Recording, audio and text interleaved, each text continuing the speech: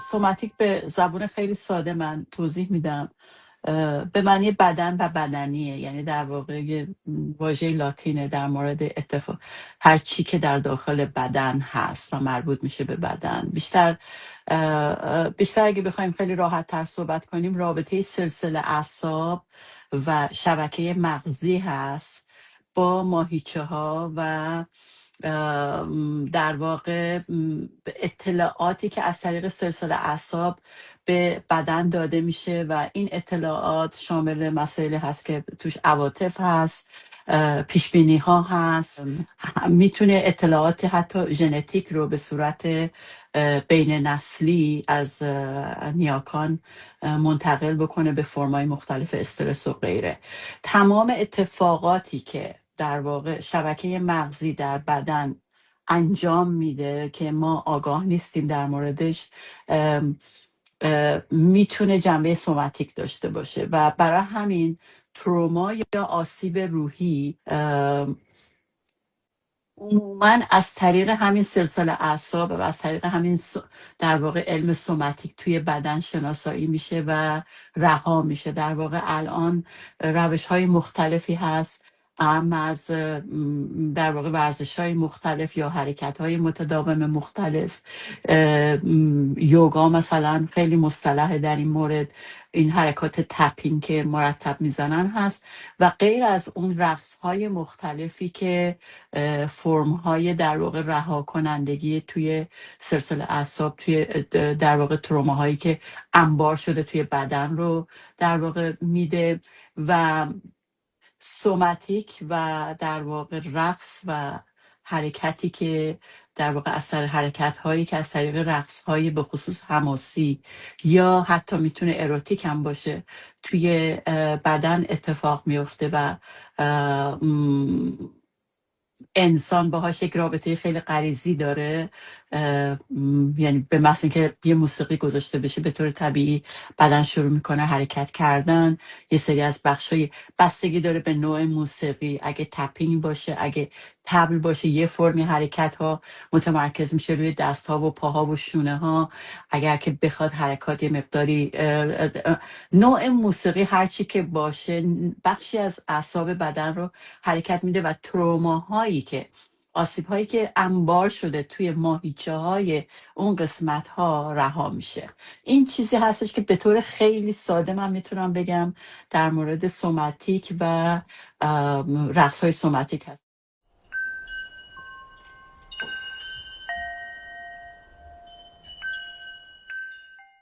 این داستان رقص های سوماتیک قدیمیه، خیلی باستانیه. اینطور نیستش که ما فکر کنیم علم جدید اختراع کرده.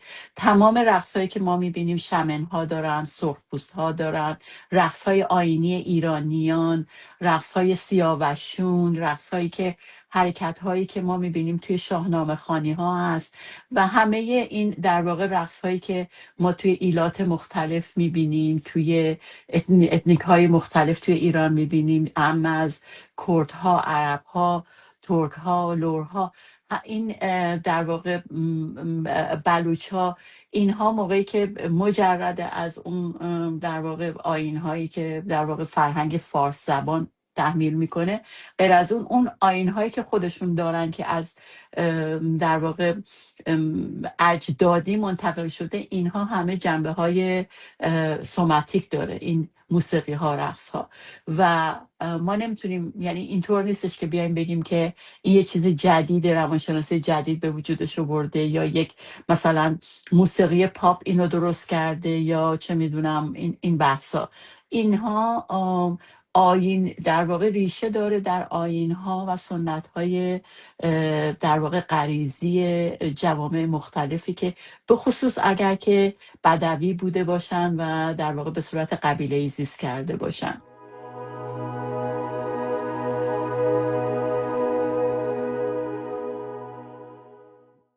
به طور مشخص اگر بخوام بگم، ما در دقیقاً تا 17 و 18 درگیر اعتراضاتی بود که توی 17 18 به اوج رسید و بعد یهو جامعه مواجه شد با تصاویر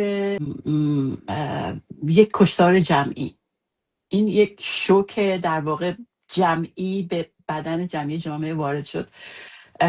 و اینطور هم نبودش که حتی مثلا بشه چه میدونم 5-6 دقیقه پشت سر هم بشه این تصاویر این کشتارها رو دید. و این تروما، این آسیب جمعی به حدی سنگین شد توی بدن جامعه که خیلی هایی که من باشون صحبت کردم توی داخل ایران بودن، خارج ایران بودن، همه توی حالت در واقع شوکو بهش میگن نامنس، توی حالت بیهسی، تو حالتی که گیجی نمیدونی چی کار بکنی، یک جور ترانس در واقع بیهسی و شوک. در یک چنین شرایطی اون چه که جامعه رو یهو تکون داد و وصل کرد به هم، اتفاقا اون کاری بود که خانواده های جانباختگان کردن، با اینکه بتونن اون اسمها یا اون تصویرها رو زنده کنن از طریق مراسم و آیین‌های سوگواری. حالا این قضیه قبلا هم اتفاق افتاده، توی جنبش‌های قدیمی هم داشتیم، منتها اینطور بوده که سنت‌ها و مراسم خیلی در واقع مینستریم یا در واقع جریان اصلی بوده. یعنی اینطور بوده که یه بلندگویی بوده، یه صدای قرآنی بوده، یه مداحی میومده، یکی میومده، یه آخوندی میومده، نماز میت میمونده. اگر که طرف سکولار نبود، اگر که در واقع مذهبی چیز بود، عادی بود، یا اگر که مثلا سکولارم بود، یه در واقع شعر میخوندن، چی میخوندن، یعنی یه فرم دیگه داشت. هر چی بود کاگنیتیو بود، میدونید، یعنی شناختی بود، از بیرون بود، از درون نبود. ولی ما چیزی که در این مراسم میبینیم، در این آیین ها میبینیم، اینه که به جای اینکه شناختی و کاگنیتیو باشه، یعنی از بیرون اومده باشه، یهو از درون بدن ها ریخته بیرون، از درون اون جان مادر ریخته بیرون، از با اون حرکت هایی که میکنه. میخواد هر موسیقی باشه، میخواد موسیقی پاپ باشه، میخواد موسیقی حماسی لور باشه، میخواد که کرد باشه، همه این تمهای مختلف رو ما توی بگران میشنویم که این که مثلا در واقع موزیک پاپی که توی مثلا پارتی ها میذارن، ولی اونجا اصلا کانتکست این نیست، فضا اون نیست. اونجا فضا اینه که اون فرد مجرد از هر موضوع کاگنیتیو یا شناختی که بیرون داره اتفاق میفته، توی از بدن خودش ابراز میکنه که رابطش با این سوگ چیه.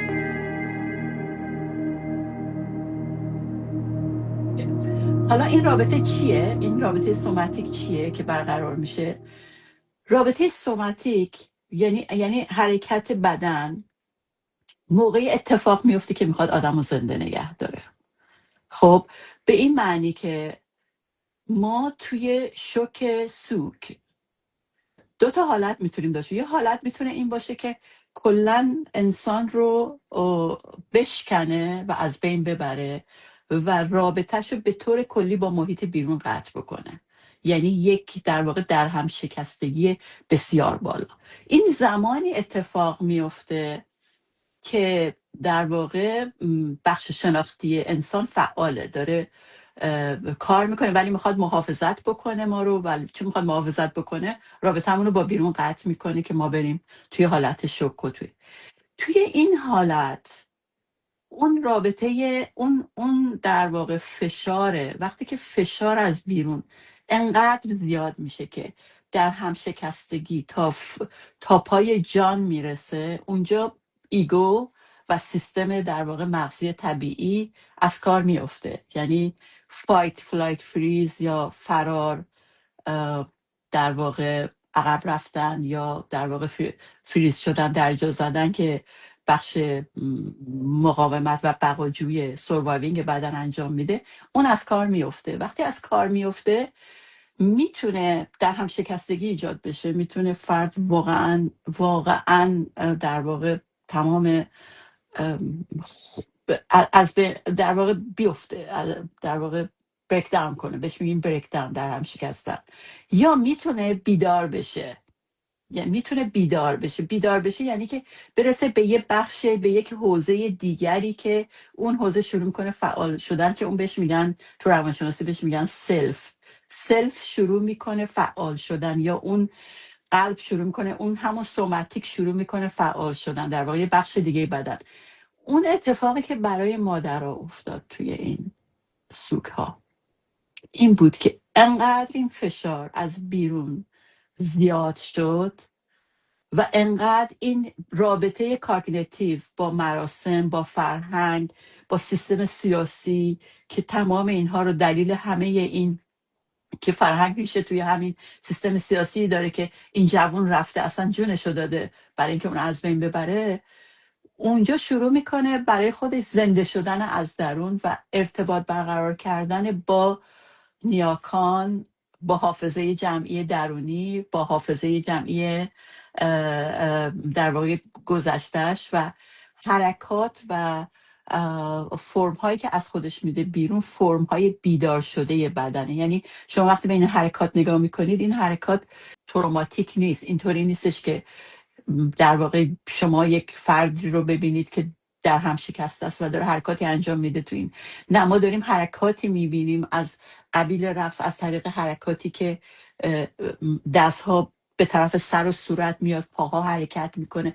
تمام این حرکاتی که ما میبینیم توی این مادران و خواهران، به خصوص زنان عامل اصلی این رقص های سوماتیک هستن، میبینیم یک جور رابطه بیدار کننده است. انگار بدن داره بیدار میشه، انگار داره اون در واقع ترومایی که اینو گسیخته از شوک داره اونو رها میکنه. و این فقط با نیروی عشق اتفاق میفته. فقط نیروی عشق قدرت این رو داره که بدن رو از حالت در هم شکستگی که برمیگرده به بخشای سروایوینگ بکشه به طرف پریفرونتال کورتکس، که بخشای عشق و همدلی و همدردی، یعنی که اصلا یه شیفت کلن گسترده توی درون سلسله اعصاب و مغز اتفاق میفته و بیدار میکنه بدن رو. ببینید این بدن بیدار میشه توی این رقصای عزاداری.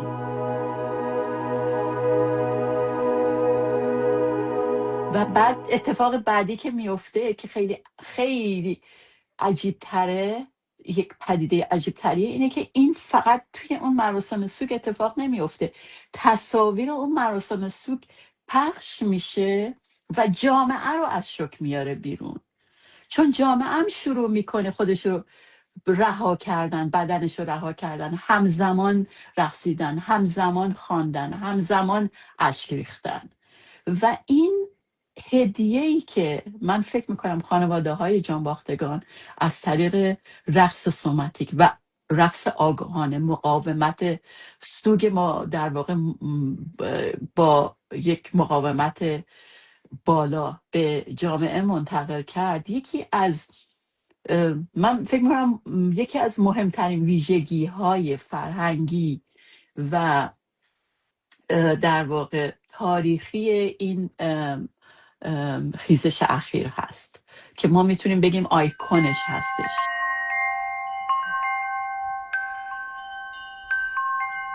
همینطوری هی میگیم بدن جمعی، همه مثلا فکر میکنم خب این یه مثلا اصطلاح سیاسی میتونه باشه، یا این یه اصطلاح روانشناسیه، یا این چیه، این چقدر علمیه.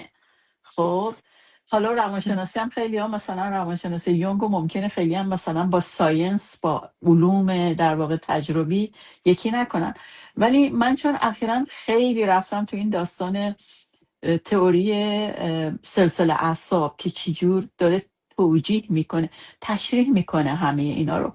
ببینید شبیه سازی کلا اینطوریه که من اگه همین الان اگر من شروع کنم بخندم، همینطوری که نشستم شروع کنم بخندم، خود به خود شما هم شروع میکنه لبخند زدن. خب من اگه شروع کنم گریه کنم، حداقل ماهیچه های صورتتون تغییر میکنه وقتی من دارم گریه میکنم. این اینطوریه که سلسله اعصاب ما شروع میکنه نگاه میکنه ببینه بیرون چه خبره، عین همون رو میرور میکنه، عین همون رو آینه میکنه. خب حالا ما اینطوری نگاه بکنیم، خانواده های جانباختگان به خصوص، من دوباره میگم این زنان است، من نمیگم، من اتفاقا کردیت و این در واقع اعتبار رو نمیدم به در واقع اینکه این از نظر جنسیتی مثلا خنثیست. نه، از نظر جنسیتی خیلی معنا داره. خانواده های جانباختگان، من تصاویری که دیدم مادران هستن، خواهران هستن و زن میبینم و اینکه چطور حتی شروع میکنن شال رو به صورت دستمال در میارن و بعد من میبینم که چجور موهاشون رو باز میکنن. یعنی که من رو خیلی میبره توی این داستانهایی که دوره زن زندگی آزادی ما داشتیم. یعنی انگار یه فرم دیگری، یک بیان دیگری از بیان تنانه و زنانه است که ما تو دوره اعتراضات زن زندگی داشتیم و اینجا الان داره این فرمی خودشو نشون میده با فرم هایی که بعداً رها میشه. من حتی توی یکی از اینا دیدم که اصلا مادره داره با یک فرم خیلی در واقع حماسی رقصی که میکنه، رقص اروتیکه، رقص عربیه ولی خیلی حماسیه در این حال. و این شونه ها و این بدن رو که رها میکنه انگار که داره خودش رو یکی میکنه با روح بچهش. یعنی من قشنگ این شبیه سازی رو میتونستم بکنم. اینطوری نیستش که من فکر کنم من فقط ببینم گریه کنم. من این تصاویر رو که میبینم، اینکه ما چطور شروع کردیم تازه گریه کردن بعد از اینی که یا هم نوایی کردن با این سوگ، بعد از دیدن این تصاویر مال اینه که ما شبیه سازی کردیم. بعد من این شبیه سازی رو یه ذره بیشترش کردم چون میدونستم این شبیه سازیه. اینو آوردم توی مدیتیشن و آوردم توی مدیتیشن شروع کردم حرکت سوماتیک کردن. یعنی مدیتیشن موزون همزمان همراه با مادر. احساس کردم که منم تو اون جمعم، از ویژوالم، از تصویرسازیم استفاده کردم، رفتم تو اون جمع جانباختگان، شروع کردم توی حلقه اونا قرار گرفتن، شروع کردم با اونا رقصیدن و تو تصویر بعدی همینطوری که هم رقصیدم احساس کردم با اون مادرها که من با تمام این جوونا هستم، انگار من توی خیابونم با اینا.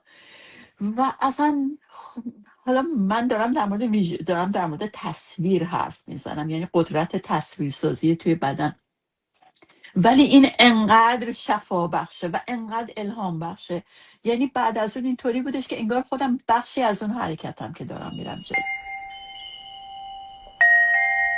خیلی سخت رد پای تداوم اعتراضات زن زندگی آزادی رو توی این در واقع اعتراضات اخیر که به شدت توش کشتار و سلاخی و اینها بود بشه و همش مرگ و تاریکی بود بشه دید، ولی این قسمت ها زندگی بود و این یعنی میتونستی رد پاشو توی رقص های زنانه ببینی. من این قسمت رو هنوز تداوم زن زندگی آزادی میدونم.